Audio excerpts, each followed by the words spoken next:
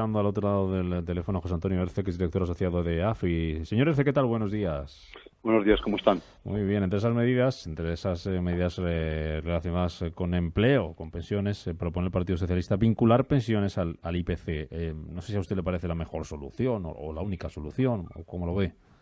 Bueno, esto ya lo hemos venido practicando, de hecho, aunque no haya una normativa todavía definitivamente aprobada en los últimos años, ¿no? Porque ante la presión, pues el propio gobierno del PP, el señor Rajoy, aceptaron actualizar las pensiones en un 1,6%. Ahora esto figura en y me imagino que en todos los demás programas electorales que no quieran perder un solo voto. A mí me parece que eso es desestabilizar el sistema.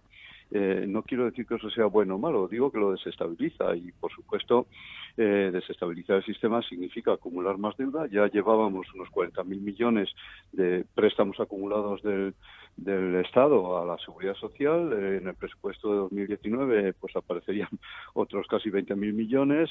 Que Bruselas nos va a llamar. La vinculación de las pensiones al IPC crea una insostenibilidad adicional que habría que compensar pues con otras palancas que no se vislumbran, por supuesto, en estos programas porque son palancas dolorosas. ¿Cuál sería la solución para las pensiones? Que nadie se atreve a hablar. Y luego entramos de eso, que le veía a usted esta mañana responder a un tuit que decía que esto parece que no le preocupa a nadie y que nadie habla de ello. La solución por dónde debería pasar. A lo mejor es que no es muy políticamente correcta a un mes de las elecciones. La solución es dolorosa porque hemos dedicado mucho tiempo a marear la perdiz durante los últimos años, pero no solo en España, en muchos otros países. La solución es dolorosa.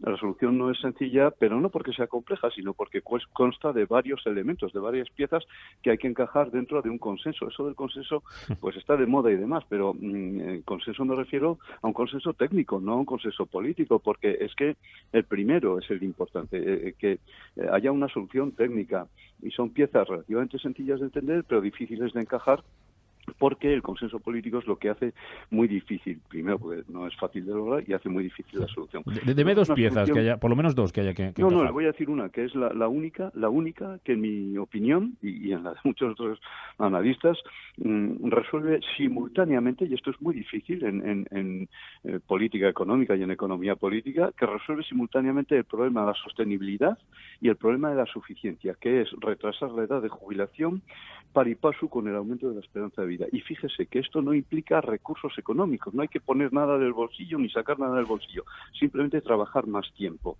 que la mayor parte de los trabajadores actuales a sus 60 y tantos pueden seguir haciendo y que además pues para eso se pueden hacer. Pero esto hay que empezar inmediatamente porque surtir efectos no los surtirá de manera inmediata, claro, tampoco. No, pero usted entiende que a un mes de las elecciones eso no vende. Pues se siente, pero alguien lo tendría que proponer, porque a lo mejor nos llevamos la sorpresa de que vende más de lo que creemos, pues la gente desea escuchar cosas sensatas. Sí. El tema de planes de pensiones, hablábamos esta semana, analizábamos en nuestro foro fiscal ese blindaje fiscal que propone Pablo Casado, que hablaba también por favorecer el ahorro y las condiciones favorables que tienen los planes de pensiones, llevarlos a otras alternativas, a otras opciones. Ahí también no sé si hay que hacer algo, favorecerlo para que la gente pueda compaginar una cosa con la... No lo sé.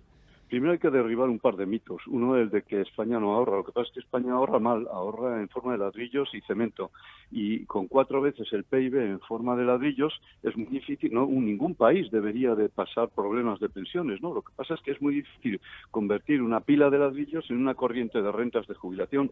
Primero porque los sobrinos de los propietarios, no los hijos, que ya no los tenemos, los sobrinos de los propietarios se negarán a que eso suceda. Y segundo porque todavía no hemos dado con buenos productos. Los productos que hay ahora no es que sean malos, es que no son eficientes y por lo tanto no lo resuelven. Dan poca rentabilidad, como norma general. No, la rentabilidad es otra. Yo estoy hablando de convertir ladrillos en rentas de jubilación. Y los productos para eso no son eficientes, no son buenos todavía. Segundo mito, he dicho que el del ahorro es un mito. Ahorramos mal, pero no es que no ahorremos.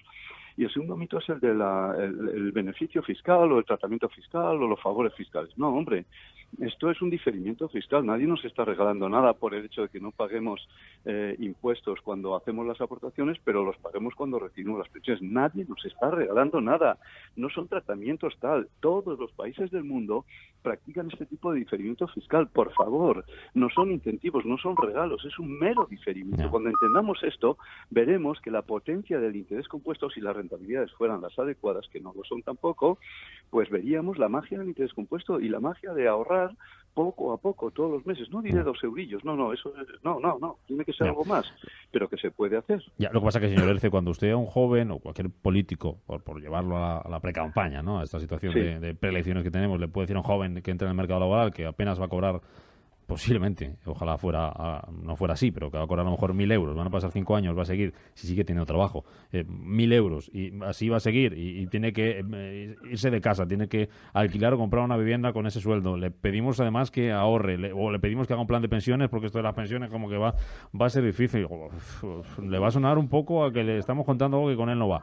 Vamos a ver, es que usted evoca otros negociados. Este no es el de las pensiones. Quiero decir, las buenas pensiones dependen de las buenas bases de cotización, de los buenos salarios. Sí, pero con una base pero con 1.000 euros, ¿qué base de cotización tampoco va a poder sacar mucho el día que se jubile, ¿no? Esa es la realidad que tenemos, y que además se está extendiendo, ¿no? La precarización de los salarios, de la formación, del empleo.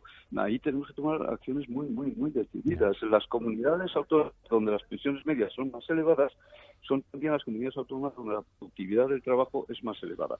Y no hay tutía, no hay vuelta de hoja. La seguridad social es buena, buenísima, generosa, generosísima, justa, justísima. No discrimina a nadie, ni por dónde vive, ni por el género, ni por la edad. Trata a todo el mundo con las mismas reglas. Pero el mercado de trabajo ya genera diferencias importantísimas, porque las apuestas por la formación no han sido buenas, y esto es un negociado muy complicado de gestionar a corto plazo. Le quiero 3 minutos, señor Erce, para que le salude también la mesa que tengo por aquí, a Luis Pérez de Ranstad, a José Luis Fernández de Uso y a Carlos Ruiz de Cepime, que me hablaba muy bien de usted antes también. Carlos, adelante. Buenos amigos.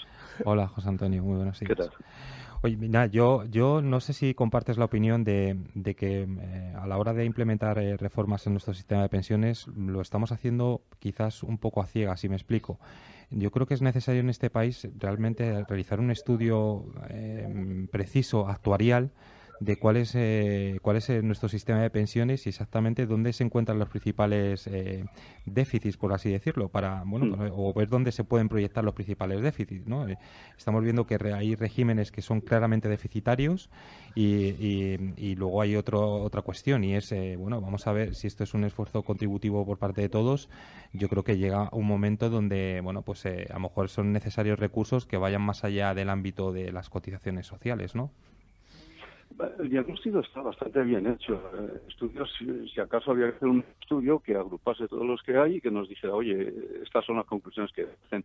La seguridad social española lleva muchos años, décadas, pero en todos los países pasa lo mismo, violando sus propias reglas actuariales, dando rentabilidades implícitas, si ese concepto se podía definir en un sistema público de pensiones basado en el reparto, rentabilidades implícitas del 6, del 8%, que es exagerado. Eso es lo que la hace insostenible, pero no porque tenga una mala práctica financiera, sino porque no se está dando cuenta de que cada día que pasa vivimos 5 horas más. Que se le cortaba, sí. Nada. ¿Eh? Adelante, que se le cortaba. Entonces los estudios están hechos, los diagnósticos están hechos. Lo que tenemos que decir es, sinteticemos todo lo que hay y actuemos, empecemos de verdad. Suecia hizo su reforma en los 90 con una comisión de expertos, no con una cosa parecida al Pacto de Toledo. No es que perdieran tiempo, dedicaron una década a estabilizar, a crear un sistema ex novo que no había en ninguna otra parte del mundo, y hoy es el sistema de seguridad social más sostenible del mundo. No el más generoso, ojo. Porque para eso están los planes de empresa obligatorios. En Suecia. ¿Y aquí deberían ser obligatorios? Sí. Pues sí, también. Lo que pasa es que muchas veces se dice, no, es que la estructura, el tamaño, las pymes, no sé qué va. En España hay, es verdad, unas pocas más pymes que en otros países, pero unas pocas más. Todos los países tienen cientos de miles de pymes, los países de un cierto tamaño, cientos de miles de pymes, y tienen planes de empresa. El Reino Unido tiene un sistema de adscripción por defecto. En cuanto alguien empieza a trabajar, se le mete obligatoriamente en un plan de empresa. A los 6 meses puede elegir irse. ¿Saben cuántos se han ido en los últimos años? Se han afiliado más de 11 millones de personas y se han ido 1 de cada 10.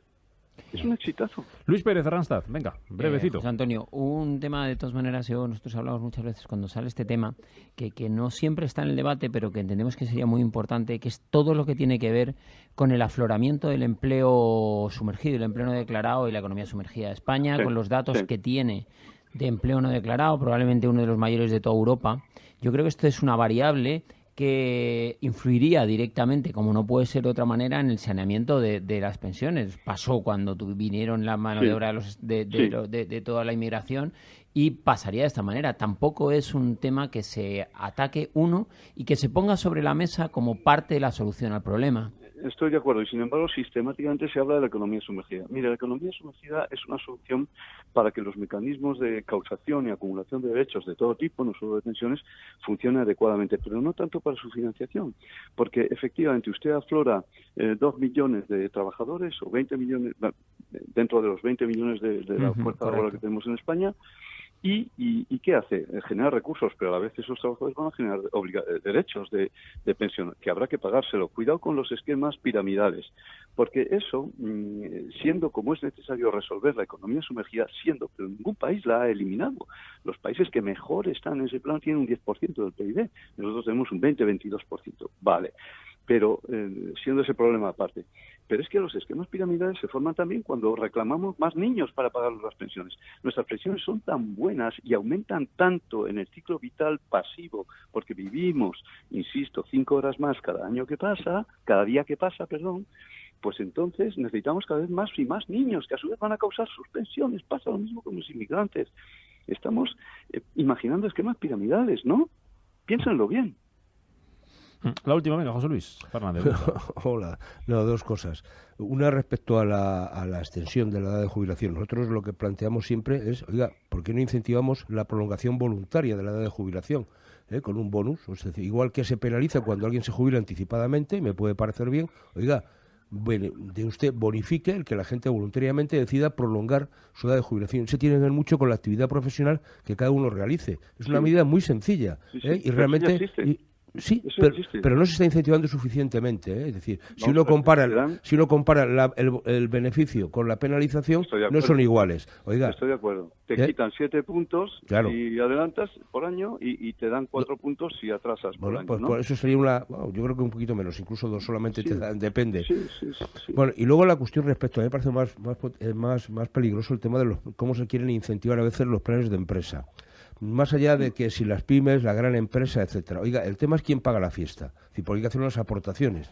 Claro. Entonces, si yo como trabajador lo que tengo que detrás de mi nómina para hacer una aportación, más allá, complementar la que pueda hacer la empresa, bueno, ¿con qué dinero? Cuando el salario más frecuente en España, el más frecuente, no llega a los 1.400 euros mensuales, brutos. Oiga, si además si el empresario está diciendo continuamente que tiene una carga muy fuerte por vía de cotizaciones sociales y le vamos a recargar más para que haga una aportación, o lo que vamos a hacer es detraer. Porque, oiga, si al final, si yo voy a detraer de la parte, digamos, que está capitalizando lo público para potenciar el plan de empresa, oiga, voy a tener lo mismo por 2 vías. Déjenme que escoja, quedarme con la que me apetezca en todo caso. Aquí hay que combinar 2 intereses. El de los empresarios, que legítimamente reclaman no aumentar su coste de empresa, el coste de empresa de sus trabajadores, que ya están bastante atoseados, porque en España no solo existen las 35 del IBEX, hay 3.300.000 empresas, ¿no? Mire, yo le doy un dato más, más del 91% tiene menos de 10 trabajadores. Sí, bueno, eso lo sabemos bien, Carlos.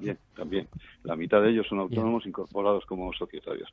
Bueno, pero hay que conciliar esos intereses de las empresas, cientos de miles de empresas que no podían pagar mucho más de lo que pagan, con el interés de la parte representativa de los trabajadores, los sindicatos, digamos, que con razón también quieren que eso sea en el marco convenial, que eso se realice en el marco convenial para que esos derechos estén bien apuntados. Combinar eso es muy complicado, es cuadrar el círculo, pero hay que admitir que la previsión social complementaria de empresa o individual no ha funcionado. Llevamos 30 años y ya estamos viendo síntomas como si tuviéramos 120 años de existencia, ¿no? No hay déficit en el sistema, pues todo está provisionado, perfectamente provisionado, pero entran menos recursos por aportaciones de los que salen por prestaciones, y eso ya es el acta de función, por así decirlo, del sistema, ¿no? En poco tiempo.